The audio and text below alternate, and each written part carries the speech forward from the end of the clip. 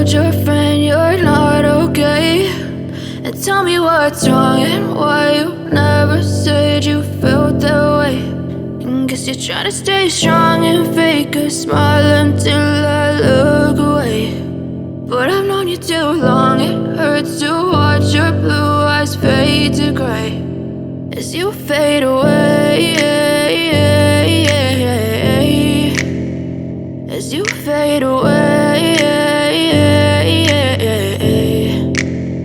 Yeah, I'm about to fade away, cause every time I wake up I feel like it's Monday. Something's going wrong with all the chemicals up in my brain. All of a sudden I don't look at anything the same way. Gotta build up of my thoughts sitting in an ashtray. I'm sorry that I'm so inconvenient, okay. Just let me be me and I'll stay out of your way. I can see the way you look at me, I'm such a disgrace. I never really asked to be brought into this place. You wanna love me? Well then baby, have a taste. All the highs and the Genocide against the Nama and Herero people.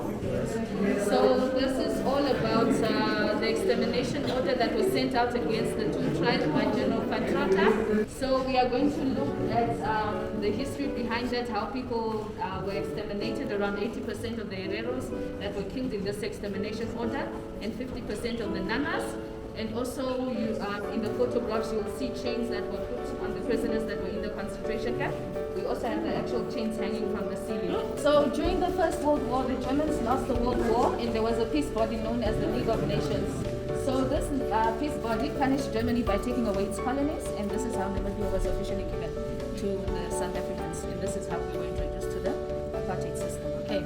So from here we have the early petition leaders. These leaders noticed that South Africa was not complying with the terms of the mandate to give Namibia its independence. So they were writing petitions to the United Nations. Chief Hosea Kutako was helped by Reverend Michael Scott to take the petition to the United Nations, and many of the other leaders also wrote petitions. We have here the contract labor system. So in the first photograph, you can see that men had to go through medical inspections in order to be told if they were fit enough to work in the different job categories. Women were mostly domestic workers. You can see in the second photograph that men were working with such heavy equipment, but they still had chains on them. They were also working in overcrowded factories and being paid low wages and had long-term contracts. What are the disadvantages that the contract labor system bring? Yes. They had to leave their families.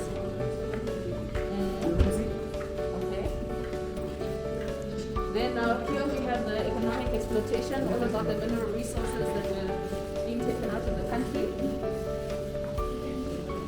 Then we come to racial discrimination. So we put up showcasing an actual bench from the municipality of Walvis Bay that indicates that it's for non-blacks to sit on. There were separations between the whites and the blacks. If you had to go into urban areas, you had to carry a pass with you.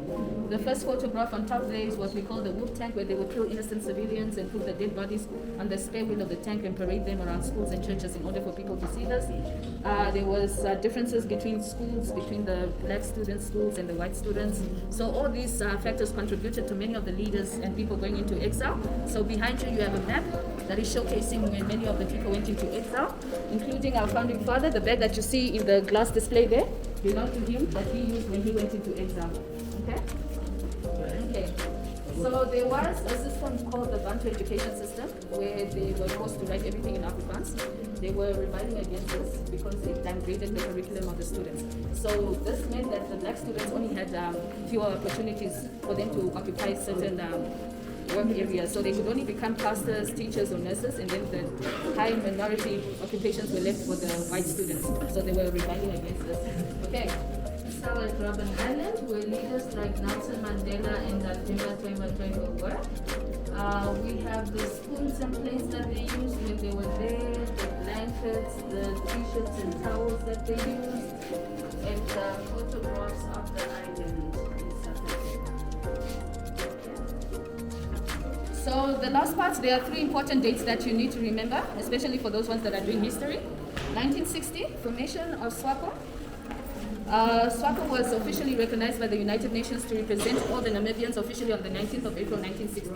Then while the SWAPO leaders were waiting for the International Court of Justice to do something about Namibia's case, they formed their military wing in 1964 called PLAN. So PLAN stands for People's Liberation Army of Namibia. This was the military wing of SWAPO. Then in 1966, they had the first battle between the PLAN soldiers and the South Africans in a place called Ongulumbashe in the northern parts of Namibia. So this is the reason why we celebrate Heroes Day on the 26th of August, because of this battle. Some of the commanders that were captured in this battle and taken to Robben Island are here. So here we have all our political prisoners that went to Robben Island. We have names like Tate Andima Toiba Toibo, who was mostly in solitary confinement cell with Nelson Mandela. We have Tate Jerry Kanjo, Ben Ulenga, Tate Lao Shituete, and many others. Mr. Festus Nehale is the only one that passed away in Robben Island, and the last part is an example of a solitary confinement cell.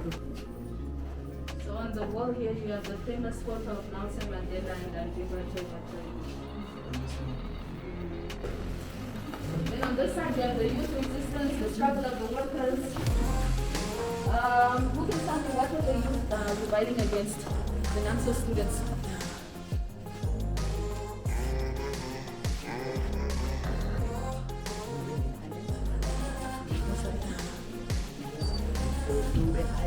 I can hear the demons call when they do what they do, and now I feel like taking off, find a place with a view. The pain is never gonna stop if it's controlling you. I know that time can heal it all, I just gotta get through. I just gotta get through, I just gotta get through. Cause I feel like taking off, find a place with a view. The pain is never gonna stop if it's controlling you. I know that time can heal it all, I just gotta get through. Sometimes I feel like all is lost, but I know it's not true. I wanna put up all my walls cause I'm not in the mood, but then I cut myself off from the rest of the room. I know that time can heal it all if you're patient, and soon it can all be worth it, all the searching. Pain is never really permanent, but damn it hurts, man. I could feel all of the turbulence and it's concerning. I've been searching for a purpose, I hope it's worth it.